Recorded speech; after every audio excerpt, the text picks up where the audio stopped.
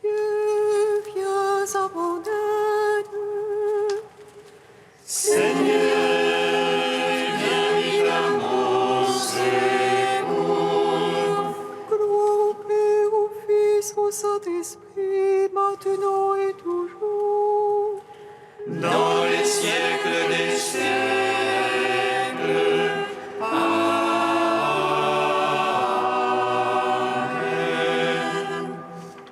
Viens, Esprit Saint. Émène nos cœurs, emplis-nous de ta paix. En nous murmure pardon. Tu es notre guide, ô Dieu, toi, paraclet, notre défense. Viens, Esprit Saint, illumine nos cœurs, emplis-nous de ta paix. En nous murmure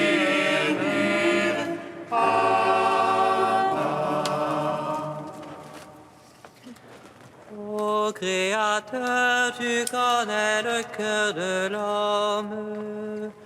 Entends-nous larmes et le cri de notre prière. En ce saint jeûne du carême, conduis-nous au désert, purifie-nous. Dans ta tendresse, Seigneur, tu scrutes nos cœurs. Tu connais l'infinité de toutes nos forces. Donne à celui qui revient vers toi le pardon et la grâce de ton amour. Oui, nous avons péché contre toi. Pardonne à ceux qui pleurent et confessent ton nom. Pour la louange de ta gloire, penche-toi sur nos plaies, Seigneur, guéris-nous. Que l'abstinence libère notre corps, que ta grâce l'illumine en ton corps de lumière, que notre esprit redevienne le sombre, qui évite ton voile et tout péché. Nous te prions, bienheureuse Trinité, conduis-nous jusqu'aux joies des fêtes pascales, et nous verrons se lever le Christ, glorieux et vivant parmi les morts.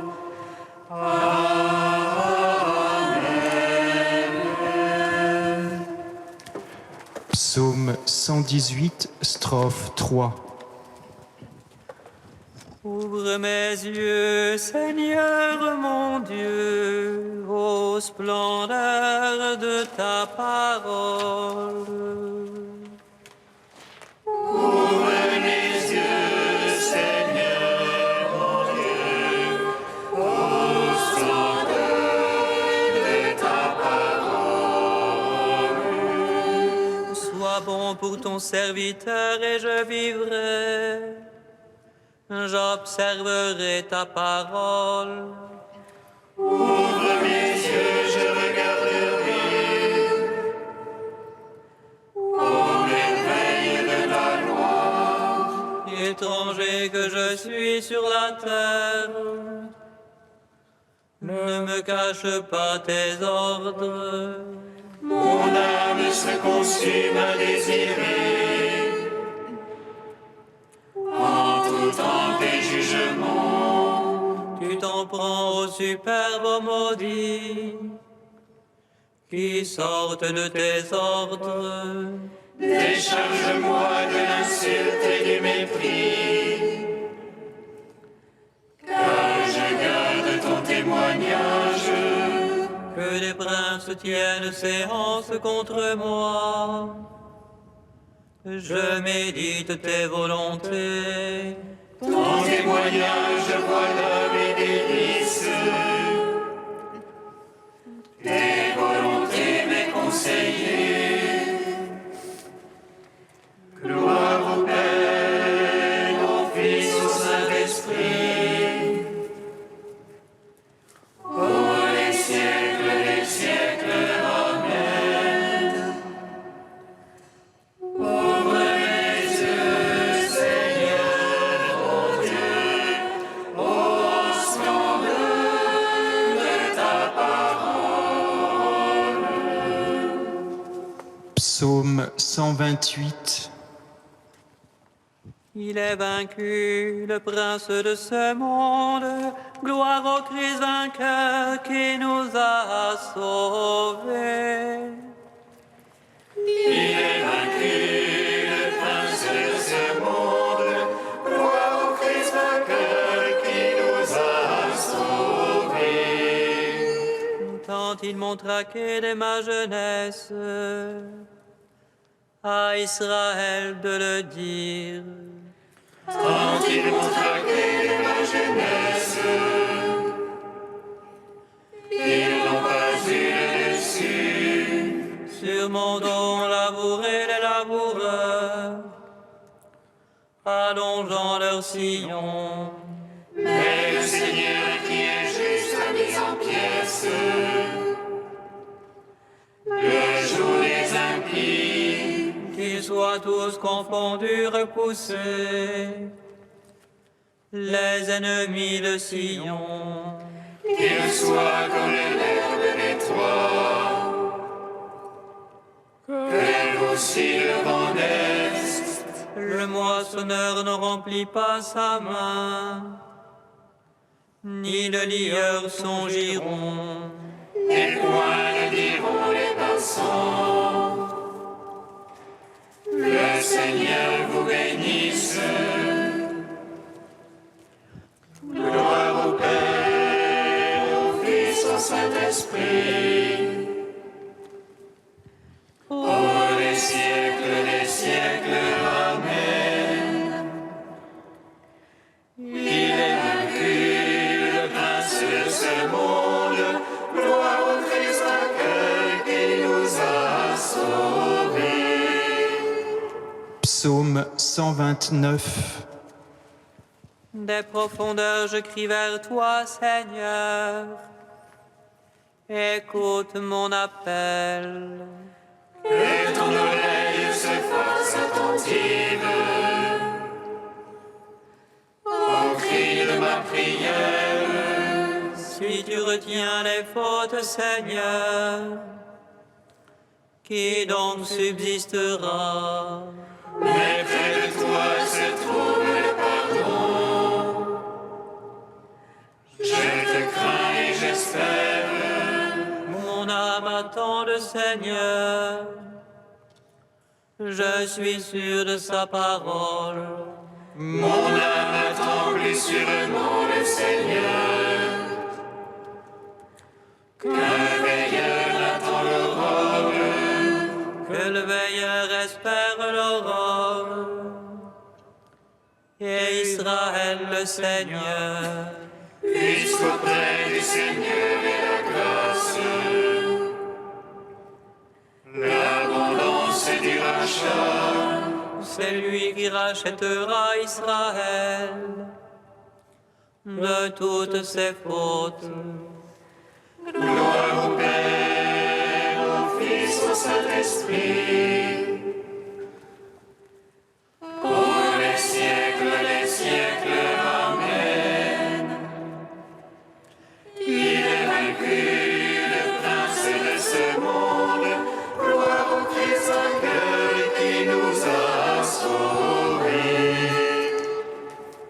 Cantique d'Osée, page 324.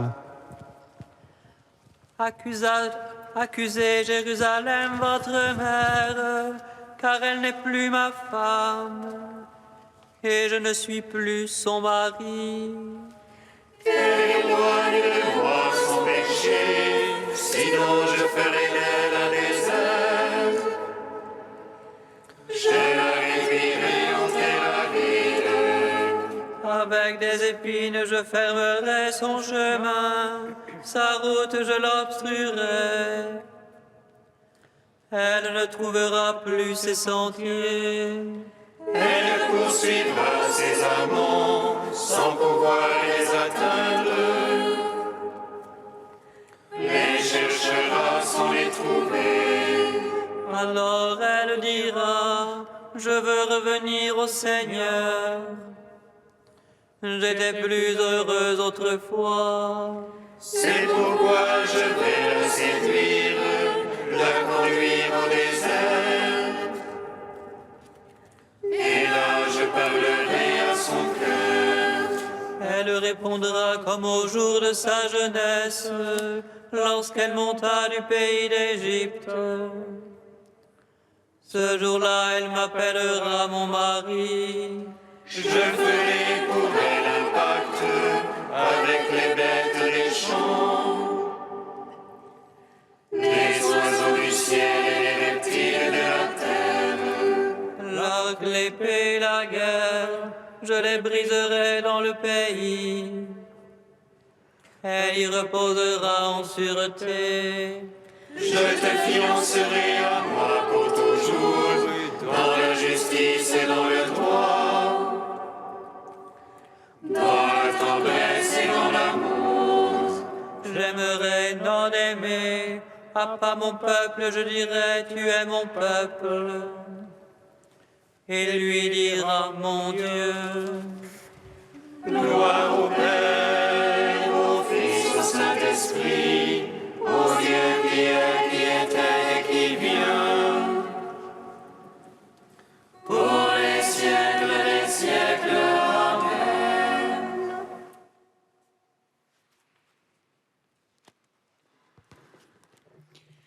D'Olivier Clément, Le Carême, festin lumineux.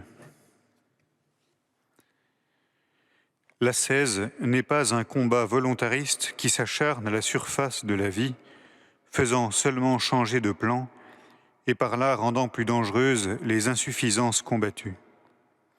C'est un effort pour accueillir la grâce.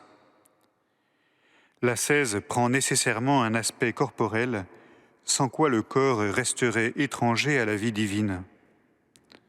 La connaissance de Dieu, au sens biblique, est une connaissance nuptiale, qui met donc en jeu l'âme et le corps.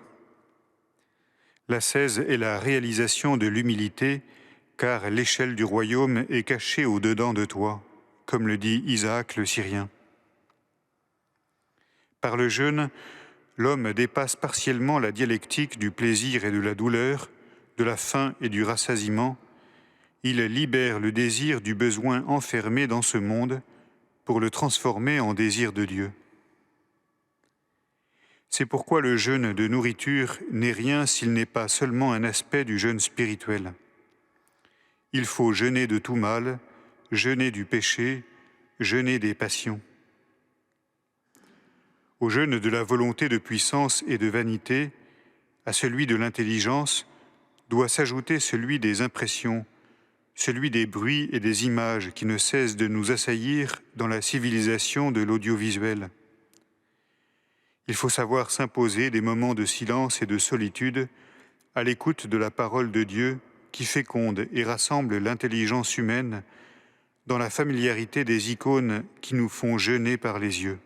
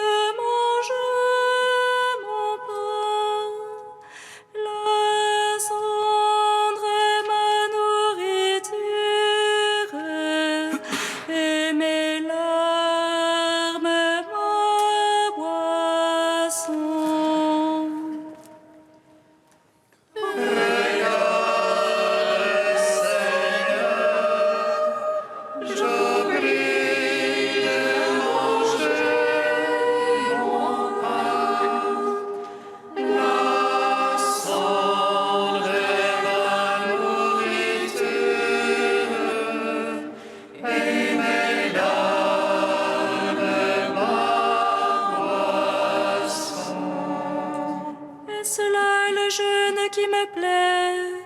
Est-ce là votre jour de pénitence?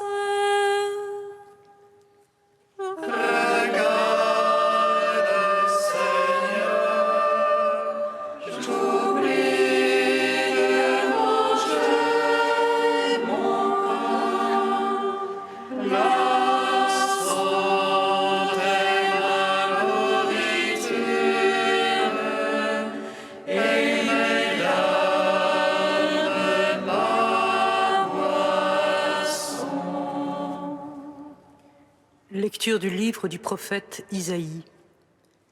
Ainsi parle le Seigneur Dieu, crie à pleine gorge, ne te retiens pas, que s'élève ta voix comme le cor.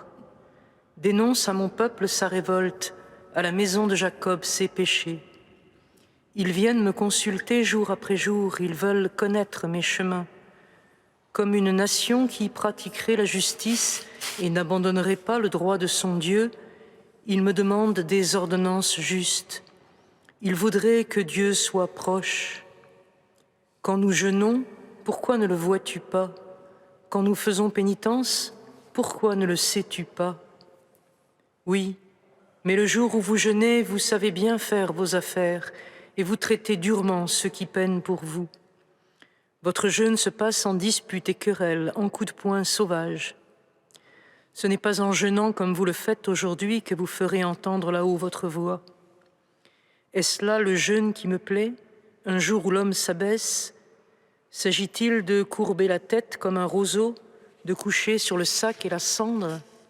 Appelles-tu cela un jeûne, un jour agréable au Seigneur? Le jeûne qui me plaît, n'est-ce pas ceci? Faire tomber les chaînes injustes, délier les attaches du joug, rendre la liberté aux opprimés, briser tous les jougs. N'est-ce pas partager ton pain avec celui qui a faim, accueillir chez toi les pauvres sans abri, couvrir celui que tu verras sans vêtements, ne pas te dérober à ton semblable? Alors ta lumière jaillira comme l'aurore et tes forces reviendront vite. Devant toi marchera ta justice et la gloire du Seigneur fermera la marche. Alors, si tu appelles, le Seigneur répondra.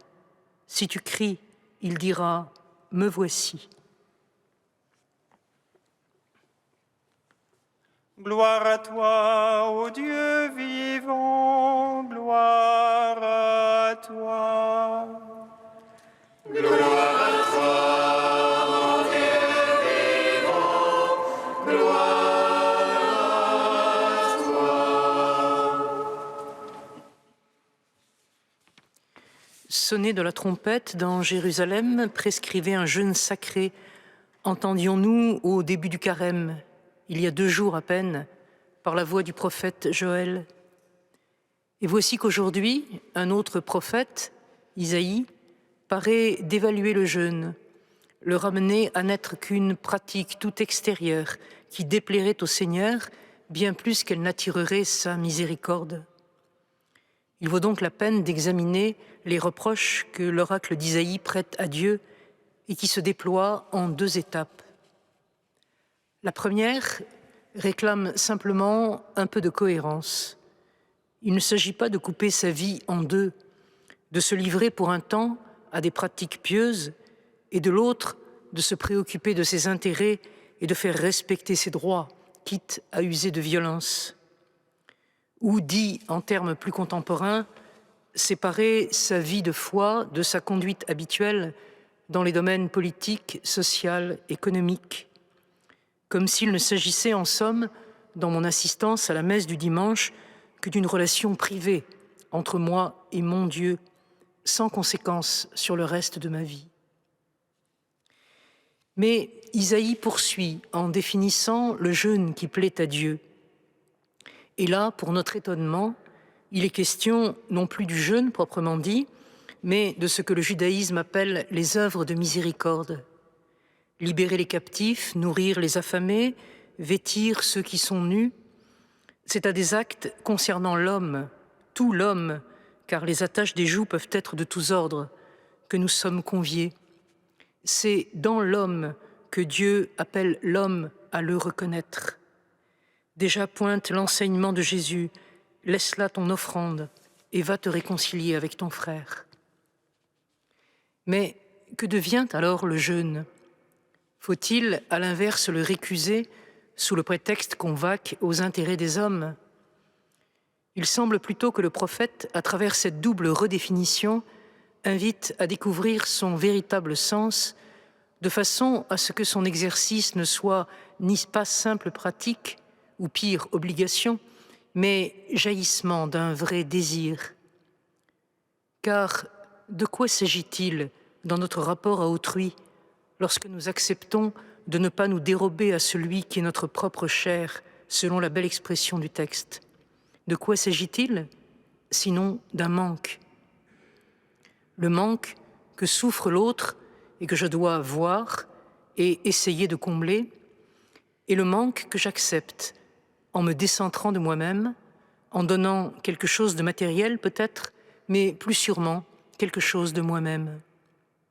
Dans cette ouverture à l'autre, je dévoile mon propre manque. N'est-ce pas cela le sens du jeûne?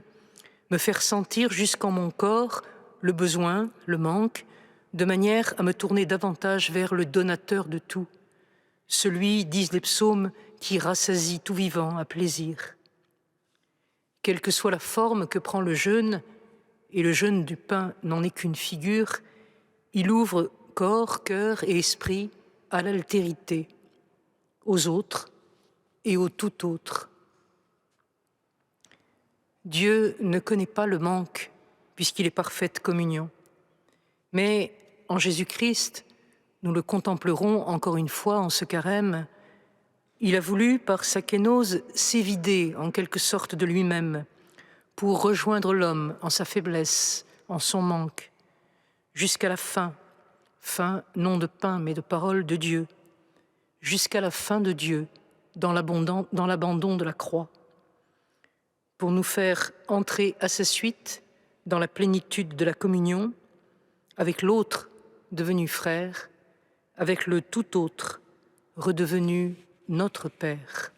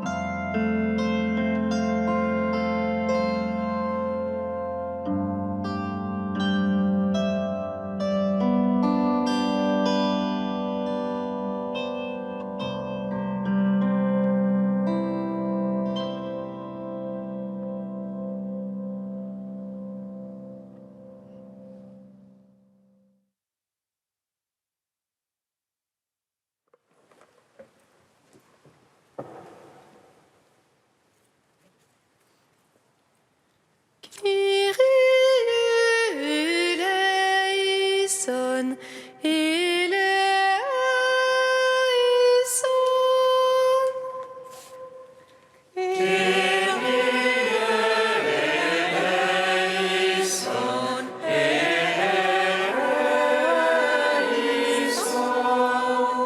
Seigneur, apprends-nous le jeûne qui te plaît, que les renoncements que nous imposons à notre corps se transforment en légèreté pour te louer et te rendre grâce.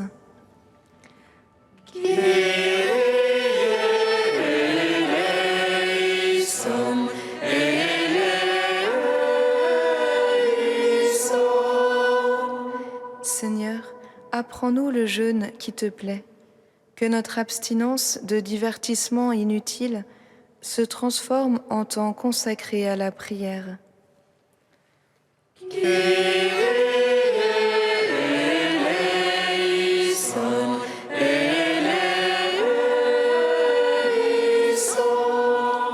Seigneur, apprends-nous le jeûne qui te plaît, que les aumônes que nous saurons faire à notre prochain soient accompagnées d'une vraie charité.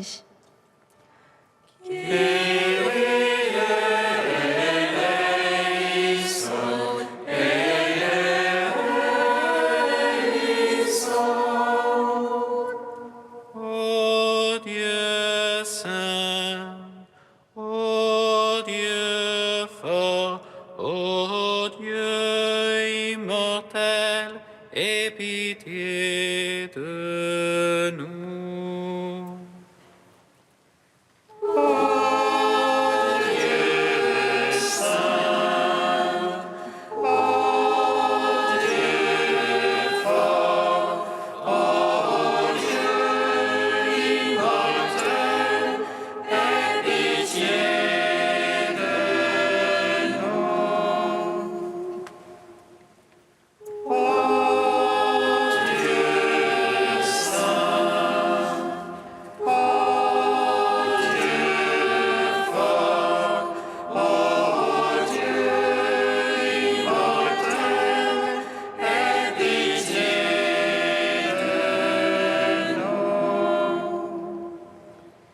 Gloire au Père et au Fils et au Saint-Esprit, maintenant et toujours et dans les siècles des siècles. Amen.